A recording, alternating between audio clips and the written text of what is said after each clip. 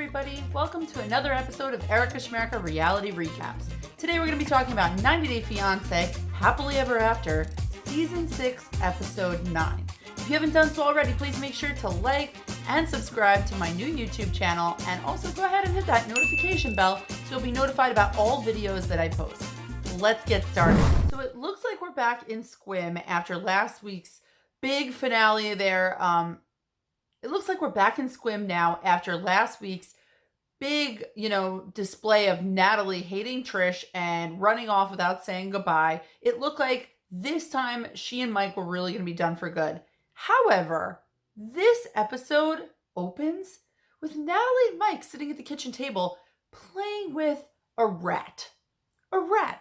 If there isn't more randomness, I don't even know what would be more random than this. This is crazy. So they have them just sitting there. There's a little rat like running around on the kitchen table. I know people have them as pets. That's fine, to each their own. But like, where did this come from? Last week they weren't even speaking. This week, pet rat on the kitchen table. Obviously somebody in production has an affinity for rats because I'm sensing the theme between this and then the rat from Rose in the Philippines. I don't think these two were related though. This one looked a lot healthier. However, Natalie and Mike explained the rat because they said when they got home from Tulsa, they decided that they should go adopt a puppy. Adopt a puppy? They weren't even speaking. Anyway, they went to the feed store, and while they were there looking for, puppies for adoption, they happened to see a bunch of rats, which somebody was purchasing to feed to their snake. Natalie, being the animal lover that she is, decided she had to rescue this rat, and took it home. I'm not really sure for the rat, if, dealing with Natalie for the duration of its life is worse than getting it over really quickly by getting eaten by a snake, but either way. So anyway, Natalie and Mike are ignoring all things logical by sitting there playing with this random rat on their table. It's climbing up Mike's arm. It's in Natalie's hair, which ironically probably feels very at home in. So eventually Natalie brings up Hookergate, still maintaining that Trish has called her a hooker. Mike, on the other hand, is convinced that his mother dearest would never do such a thing, that she was a real sweetheart and she had been nice to Natalie the whole entire time. Of course, a fight ensues with Natalie freaking out, screaming all kind of nonsensical things about her career and her passion. She has all these degrees. She doesn't want to be a translator. She doesn't care about making money. But she would translate for television.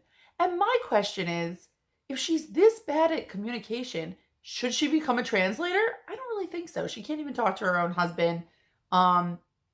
Maybe the communication between she and the rat will be much better than it has been with everybody else this season.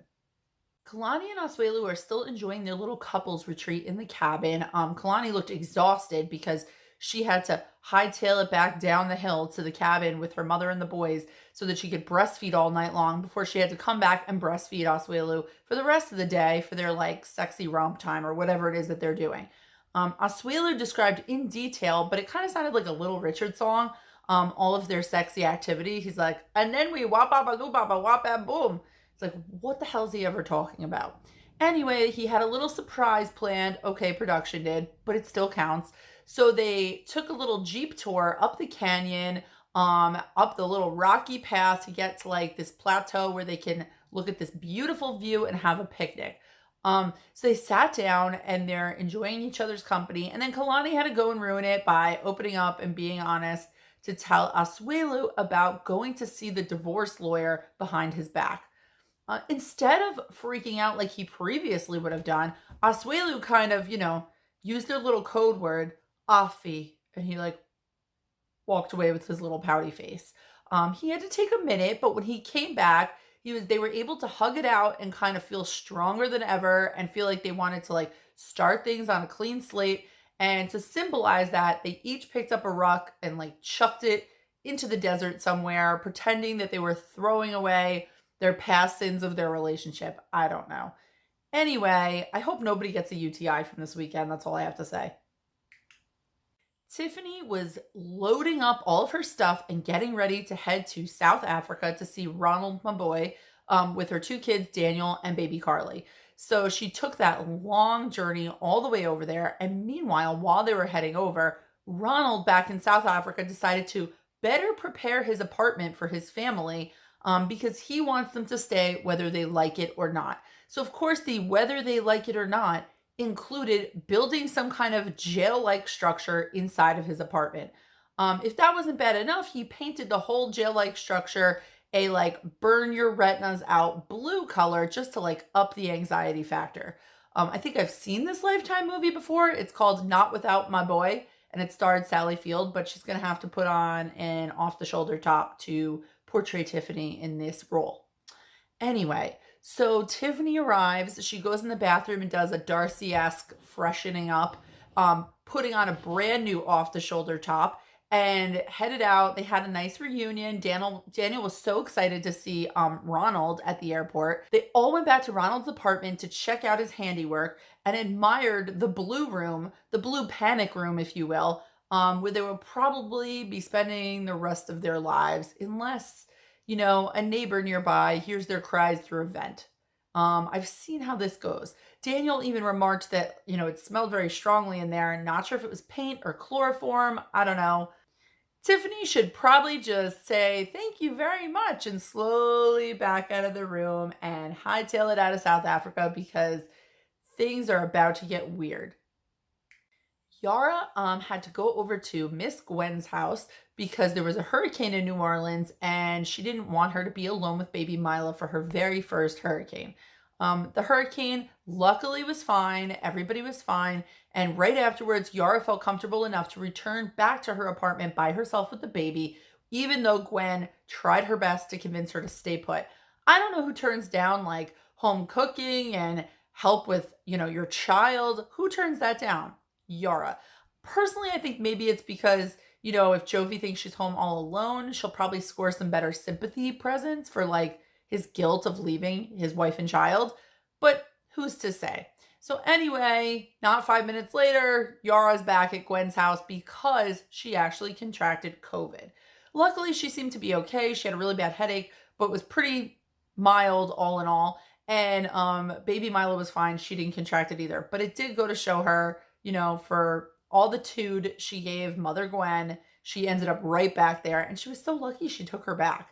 I'm going to DM Mother Gwen and give her my address. Maybe she'll come over and like help with my kid and like make me. Well, it's finally time for the road trip from hell. Family Elizabeth is ready to hit up that RV. So Andre was fighting with Libby because something about like packing socks. I don't know. He's always so annoyed. He's so rude to her and he's always yelling. I feel like he's a very underrated villain of 90 Day Fiancé.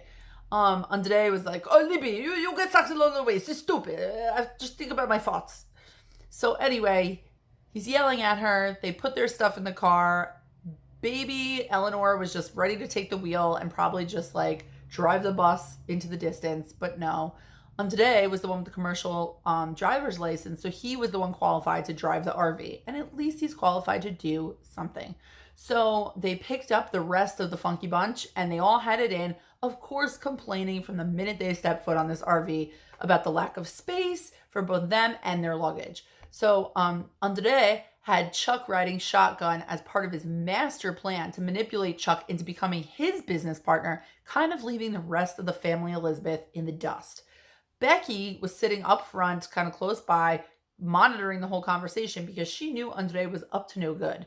So once, Andre started mentioning, the whole like business stuff and acquiring more properties and going in on things, Becky interjected, causing a huge fight, fighting with Andre as he's driving the bus, which causes him to take the wrong turn. They're off their path and he stops the car and gets out and wants Becky to get out right now to have a conversation.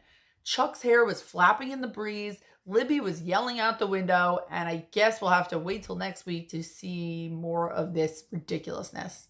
Are we there yet? Mima was on fire this episode.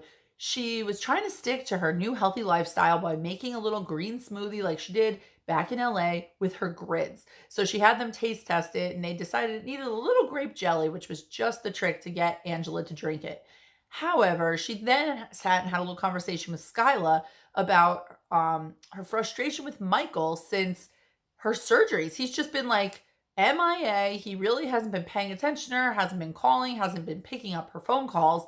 So she's very upset. Of course, it's Michael's fault. She's back to smoking a pack a day. The hypnosis did absolutely nothing for Mima.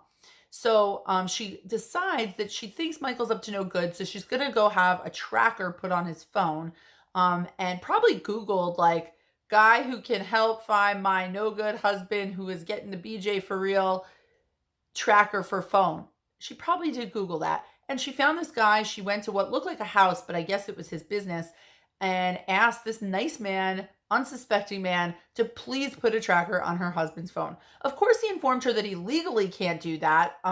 He told her he could, however, try to locate where he was based on Michael having the location on his phone. So Angela had to call him on video chat to, convince him to put the location on his phone, which of course just erupted into a crazy volcano of yelling, a Category 5 Mima hurricane. The poor IT guy didn't know what hit him. He was trying to laugh, cry. It was the feel-good movie of the year. Angela would occasionally bring the IT guy into the conversation, like, see what I have to deal with? See what I have to deal with? And she was going crazy on Michael while she was wearing orange camo pants. The poor IT guy, he finally revealed that this was a strange day at the office. Angela said some great things, like, I'm that bitch your mama warned you about. She had other choice phrases, a lot of beeps in there because, she was on a roll. Before she eventually hung up on poor Michael. Later on, she was really still distraught thinking about it once she got home, and she decided to call Michael again. He tried to kind of speak up for himself, my dear, my darling, and kind of other the Williams phrases, which we have not heard Michael act like the Williams in all of these years. However, she decided, you're scamming me. You don't really even care. He didn't even know what was going on with her dental work. I guess, hadn't spoken to her in the better part of 2 months. So Mima claims that things are over for now. So I guess we'll have to stay tuned to see what happens with Mima and Michael. Thank you so much for joining me for another episode of Erica Schmerica's Reality Recaps. If you haven't done so already, please make sure to like and subscribe to the new YouTube channel, and I'll see you back here next week. Bye.